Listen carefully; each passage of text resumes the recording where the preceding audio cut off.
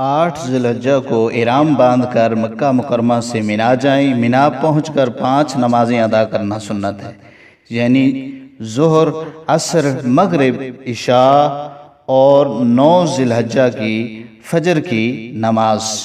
حجاج کرام کا نمازیں ادا کرنے کے سوا کوئی متعین کام نہیں ہے، بقیہ اوقات میں ذکر و نوافل، تسبیحات اور تلاوت قرآن مجید میں مشغول رہے۔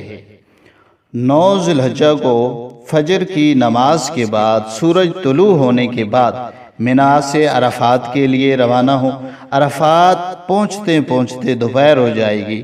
وقوف عرفات جو حج کا رکن اعظم فرض ہے، اس کا وقت زوال کے بعد شروع ہوتا ہے۔ وقوف عرفہ اتنا ضروری ہے کہ اگر حاجی نے سب کام کر لیے لیکن وقوف عرفات نہ کیا تو اس کا حج ادا نہیں ہوگا۔ اس کا ٹائم 9 ذوالحجہ زوال سے لے کر 10 ذوالحجہ صبح صادق تک، ایک لمحہ کے لیے بھی وقوف عرفہ نہ کیا تو حج ادا نہ ہوگا۔ حاجیوں کو چاہیے کہ وہ حدود عرفات کا خاص خیال رکھیں، کیونکہ اگر حاجی حدود سے باہر عرفات کا میدان سمجھ کر وقوف کرتا رہا تو اس کا حج ادا نہیں ہوگا۔ اگر جماعت مل جائے تو ظہر اور عصر دونوں نمازوں کو جمع کر کے ادا کریں۔ سورج غروب ہونے کے بعد عرفات سے مزدلفہ کی طرف کوچ کر جائے۔